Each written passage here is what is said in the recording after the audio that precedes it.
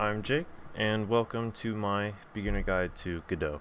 Okay, so what I'd like to achieve, and sort of what I'm trying to avoid with this series, is only teaching specific behaviors or certain systems, like this is how you make a weapon, or this is how you make a character controller. I think when you look at videos that cover like specific things, you learn how to do those things, but only through the lens of the tutorial, when really there's 100 ways to do all these things. I think it's more important that we understand like the core components of these systems, like what are the building blocks, right?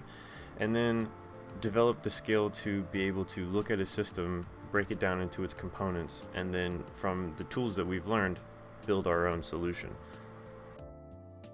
Before we open Godot, I'd like to talk a little bit about your first project, scope, what's reasonable to expect from your first project, and the general goals of it.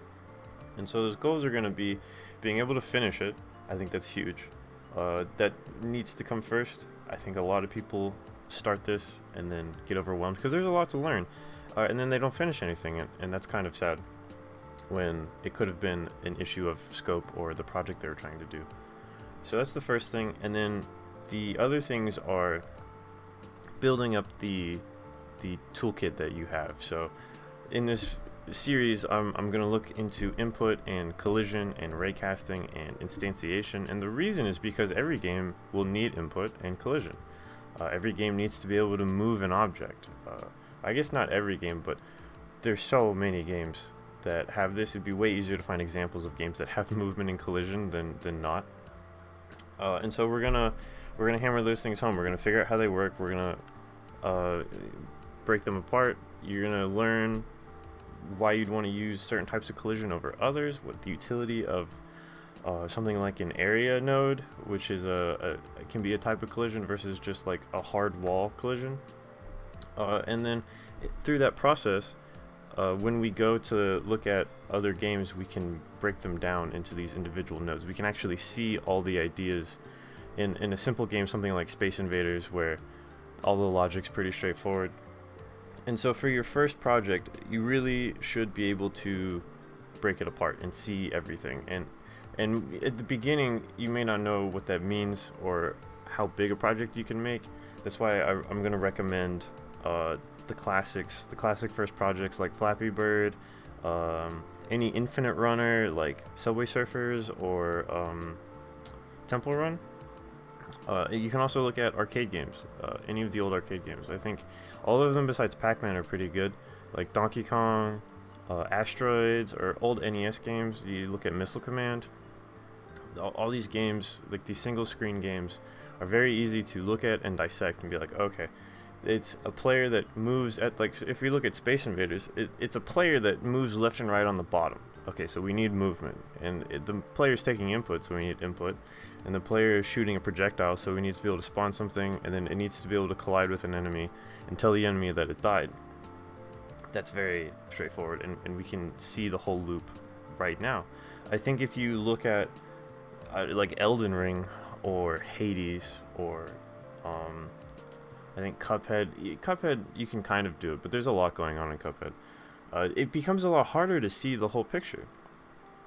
And if you can't see the picture, then how are you supposed to build it, right? If we're working on these base tools for games, and you have a project that is going to require something like pathfinding or complex enemy states where you would want to use something like a state machine, then it's not going to go well. Like, I don't think you will finish the project.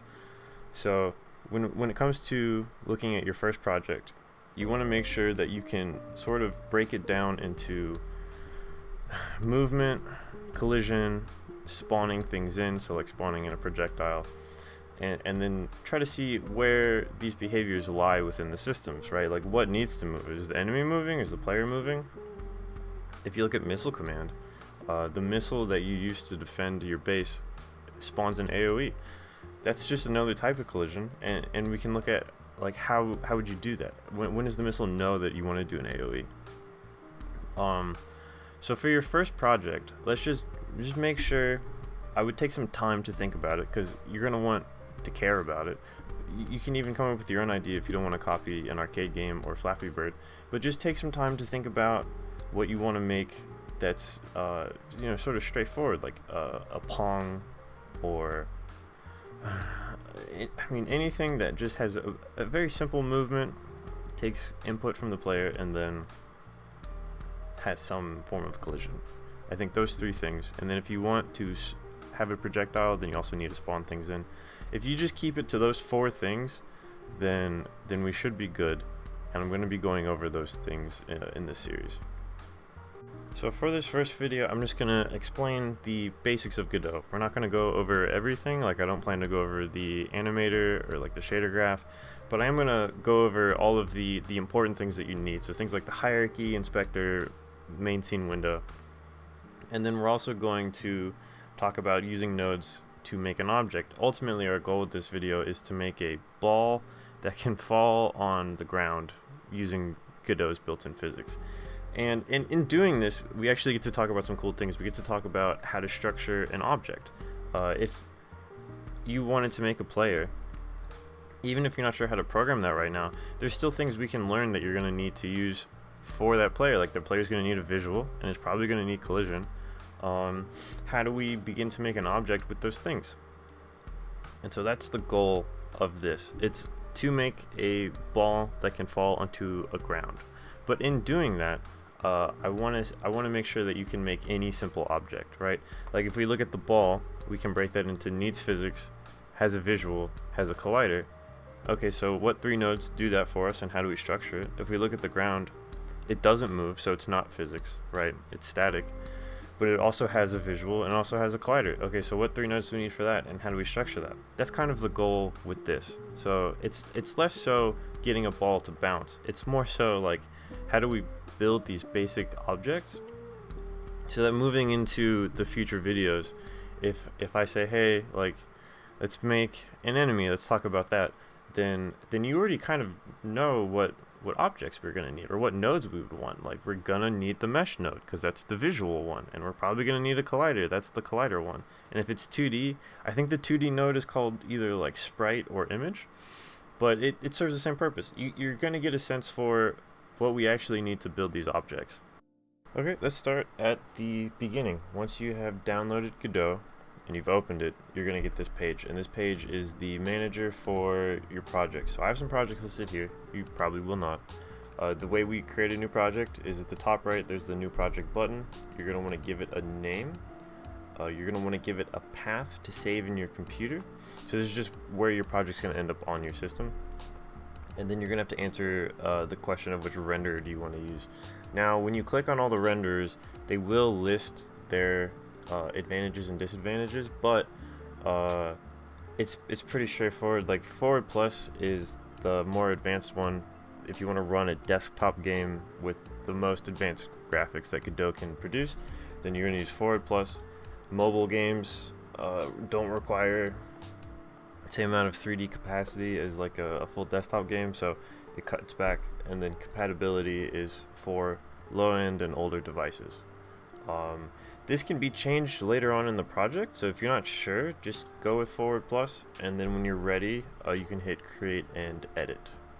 Now that we are in Godot, I think the first thing that grabs your attention is this big window here in the center. This is our main scene view. So this is where we can drag and move around objects. We can build levels. This will be our perspective on the world that we're making, or the game that we're making. And if you want to change the property to 2D, if you want to make a 2D game, it's all up here. This is the exact same thing, it's just now 2D. We're going to be using 3D for now. And then this is also where we script. So this is going to be where we write our code, and we can change to different tabs all up here. This last tab, the asset lib, is the asset store. So this is where other people can make components or tools or whatever, and they can put them here and you can download them.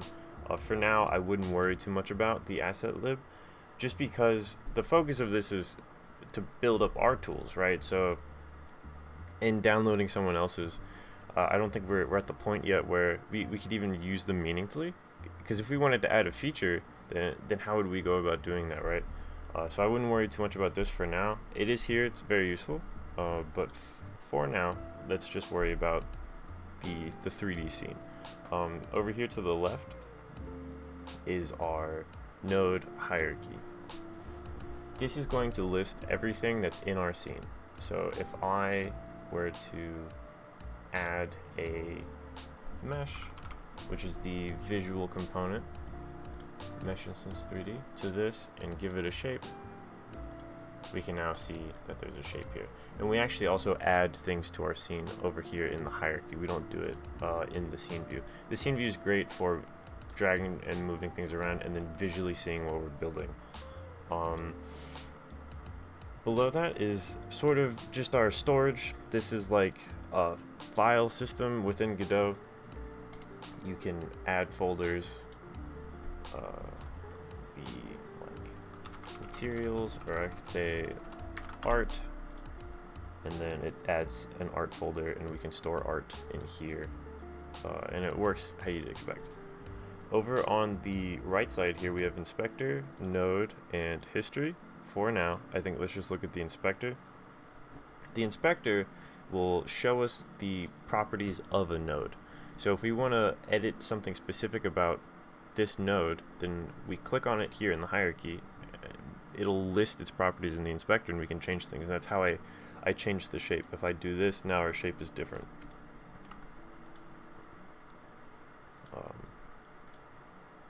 So that is the purpose of the inspector. It allows us to see properties based on the node that we've selected. And then beyond that, we have output. In the bottom, we have output, debugger, search result, audio, animation, and shader editor. Now, all of these are very useful, but the only one that's really required to have an understanding of to make a game is this output one. And the reason this one's important, if you have any experience with programming, this is our console. If you don't have any experience with programming, that's okay. And I'm gonna assume that if you're watching this, you may have never programmed before. So when we get to the code stuff, I'll be explaining how we like to code. All you need to know about this for now is that in code, we can actually send messages to this, which is super useful for debugging and testing code. If we are running code and we need it to return a value, and we kind of know what that value should look like, then we can have it print that value to the console, and if it lines up with what we expect, the behavior that we're expecting, then we can reasonably say that our code is working. Or if our code isn't working and we're not sure why, we have this big chunk of code and we can't figure it out, we can put little flags in our code, right? We can have send message scattered throughout at certain key points in our code where we think it might be breaking, and if it prints to console with values we expect, then we can assume that section of the code is working until we get to a point where it stops doing that, right? And that can help us isolate the problem. So this is super useful for programming, debugging, testing code, all of that. And it's probably the only thing I think we need for now to make your first game. All of this stuff is great, but I think we add this stuff later on when we have a stronger toolkit. You don't really need animation to make your first game, but animation is really important later on, right? When we're making things that are bigger, especially in 3D. But for now, we're just gonna use the output.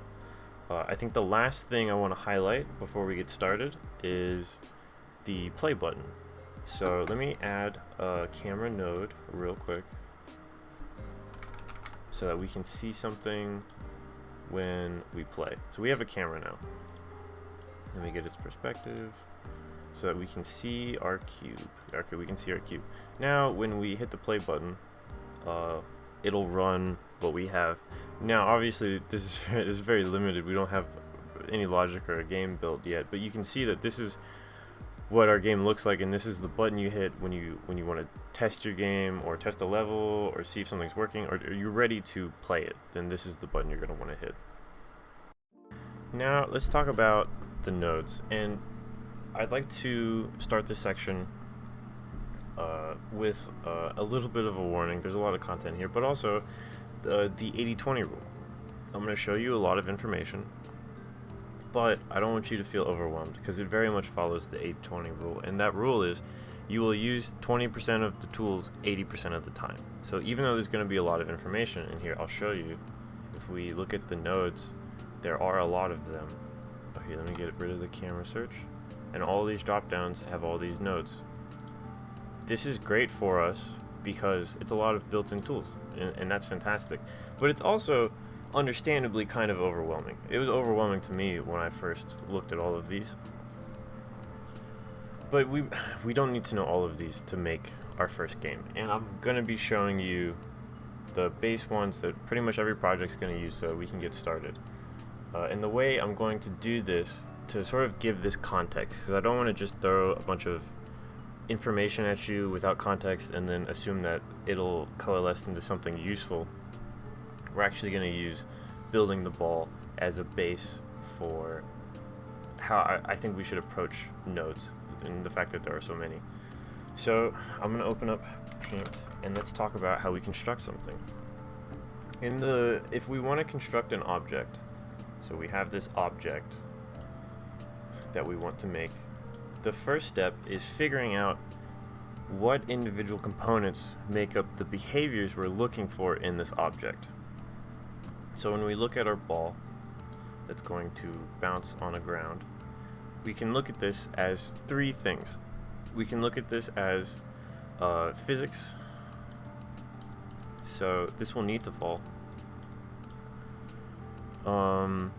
We also look at it as a visual, so we need to see it. And then we can also look at this as it is bouncing on something, so it needs that physical collider. So we need a collider. So these are the three things that we're going to need, and this is where the nodes come in. The nodes have these built-in properties, and the way we structure it is how we're going to get this object. So first, let's look at the physics nodes, the sort of nodes we would start with to build an object. And those nodes will be right here under Node 3D, Collision Objects, and then Physics Bodies. The three I want to look at are Static Body, Character Body, and Rigid Body. Static Body is sort of what it says on the tin. It's static. These are things that aren't going to move. So if you want to make a ground that is consistent and will always be there and isn't going to be affected by anything, then we use static. If you want to make a building that can't be destroyed, if a car slams into it, it stops the car, then we use static. If you want to make a floating platform that doesn't move, we use static. So this is great for ground things, and if we want to make something of that nature, when we're thinking about the component we want to make, and we assess that the behavior we want is static, then we start here. Character body is great for characters. This in particular has some built-in code that is very easy to add to make something move, and this is going to be where we start when I talk about movement. There are many ways to move, and I'll talk about other ways, but this is definitely one of the ones I'm going to touch on. This is super great if you just want to get something up and running with movement and basic like character attributes. And then we have the rigid body. This is just a physics object. This listens to things like push and pull. If you have an object that you don't want to program gravity for, you just want Godot to handle that, and you want to be able to add forces like a push or an explosion or something like that, then rigid body is going to be great. And if we look at our nodes here, the nodes we're looking for to make this ball, physics is definitely one of them, so we would start with a rigid body. And then if we go to the second thing, the visual component, so that's going to be our mesh. And this term mesh, if you're not familiar with it, comes more from like the 3D modeling world. In 3D, mesh is a very common term for the wiring, the wireframe of an object. And so we carry that lingo over to game design because that's where we're getting our assets from, right? It's from 3D modelers and softwares like Maya and Blender. So that's why that word is the way it is, if you have not heard that word before. And mesh instance 3D is the node we would use to give ourselves that visual component. The last one is collision. We need a collider. That one is pretty straightforward. It is a collision shape, so we can add this to our object and have a collider. And that's going to be right here. I think the reason that the most important thing about colliders and why we don't just use the wireframe for collision, there are two reasons. The first one is we want more control.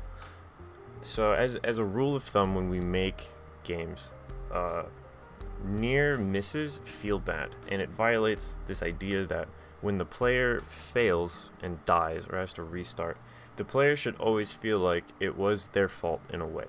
Like they ultimately didn't make the right decision. It could still be a tricky decision, but they ultimately didn't make the right decision. It wasn't that the game cheated them, they just didn't perform the task they needed to.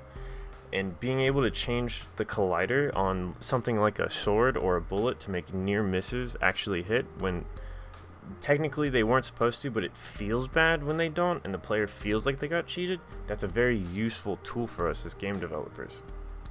The other reason is wire meshes are expensive.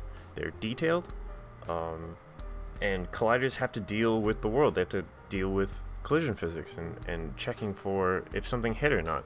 And so if we use the wire mesh, it becomes very expensive for our computer to actually run this.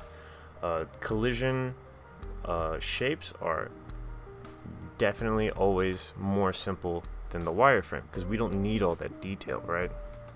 So this is why this node exists, why collision has been separated into its own sort of node, and why we don't use the mesh, and why we need both these nodes, instead of just having a mesh with collision on it. So these are the three nodes that I'm going to cover for now.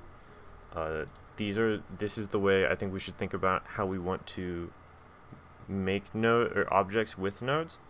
And so with that, I'm going to add those three nodes into our scene, and I'm going to talk about structure.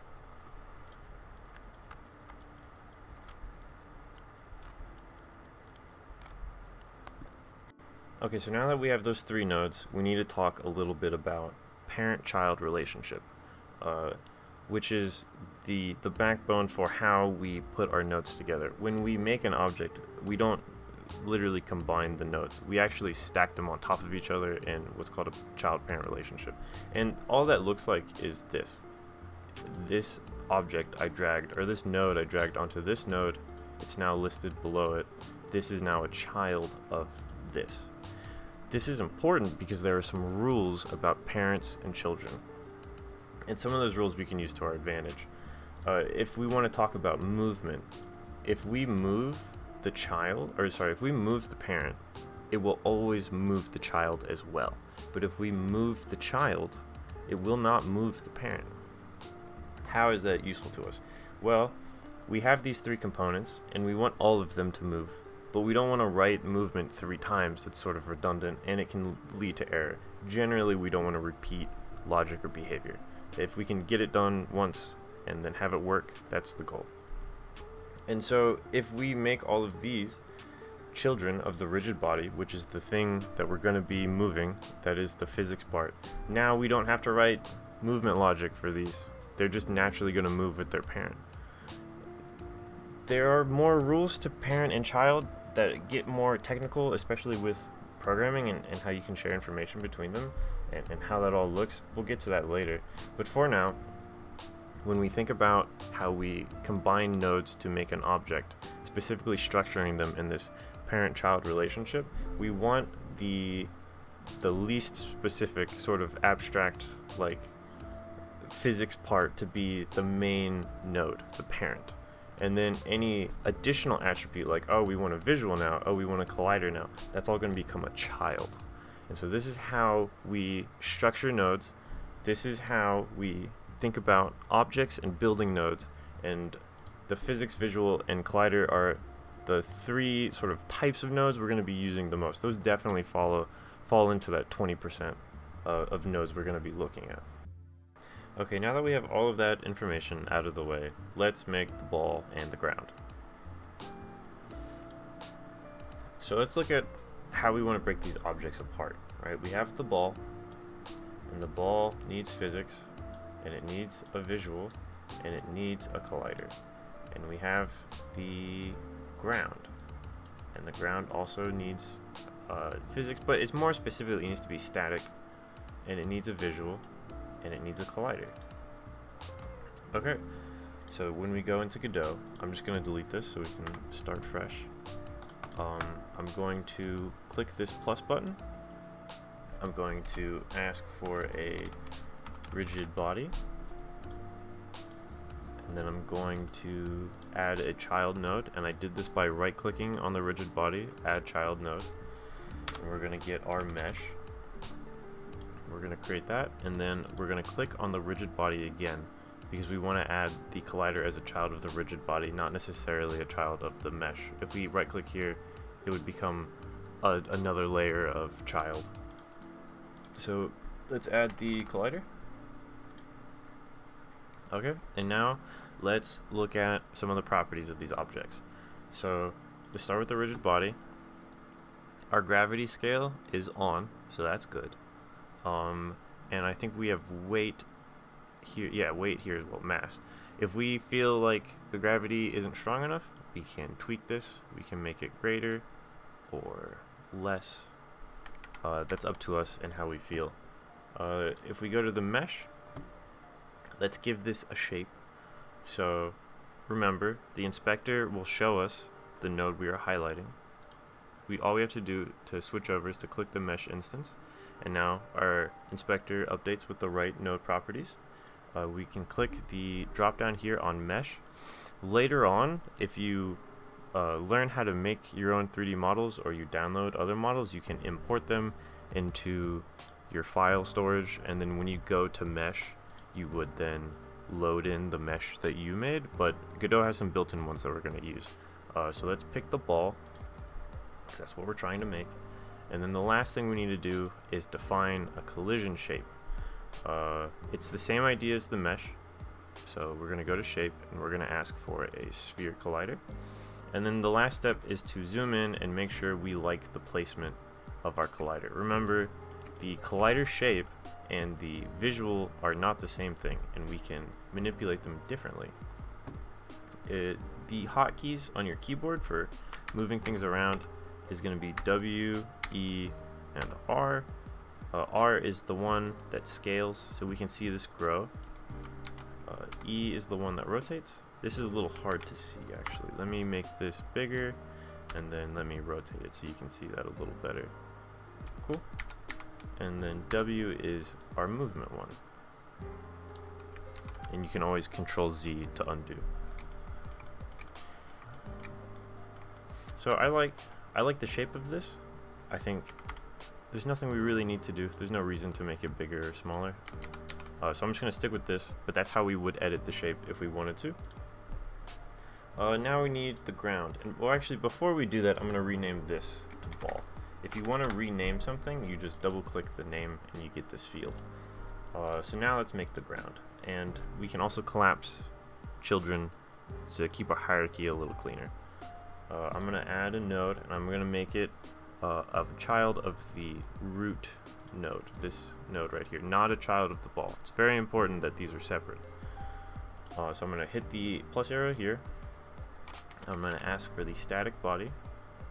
Make sure it's not 2D. We're looking for 3D. Great. And then I'm going to do the same thing with a mesh and a collider. Great. I'm going to move my ground, hitting W. After clicking on this in the hierarchy, hitting W to get these arrows, and then pulling it down.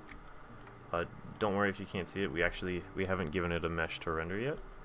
We just want to make sure that the position of the ground is below the ball. Alright, now we can add our mesh. We're going to do a plane, and then we can use R to scale, make it a little bigger, and then we need to add a collider, and that's going to be I'll use box. This one we're going to have to shape, so we can just pull until we get to the ends of our ground on both sides. It doesn't have to be precise. And then I'm going to pull this down so that it is closer to the visual plane. Something like that. Great, and that's really all you have to do to get this to work. Now I'm going to drag this up I'm going to get a camera, and I'm going to make sure it's not a child of anything in particular. I'm just going to drag it down out of the way of all these things. You can see it is a child of the node, the main root, but it's not a child of any of the objects we've made, and that's what we want. I'm going to position the camera so that we can see the whole scene, and then this button right here is very useful. It allows us to preview so you can see what the camera sees before you hit the play button. And now that that's all set up, I'm going to hit the play button. Great, and this works. The ball did fall. I'm going to add, well, yeah, I'm going to add a light so we can see a little bit better. Okay, we got our light in the scene. If we run again, we can actually see that the ball hits the ground. Great. Okay, so that's how we structure basic objects, how we make visuals and colliders, and how we pick the type of like body we want to start with. Hey, thanks for making it to the end of the video. In the next video, we're going to be talking a lot more about code and inputs. The whole point of the next video is to be able to get inputs from a standard controller and keyboard and mouse, and then how do we then write code to access our inputs, and then just sort of how do we begin to write code in general if you're new to programming. So that'll be the next video. Thank you so much for watching. I'll see you guys in part 2.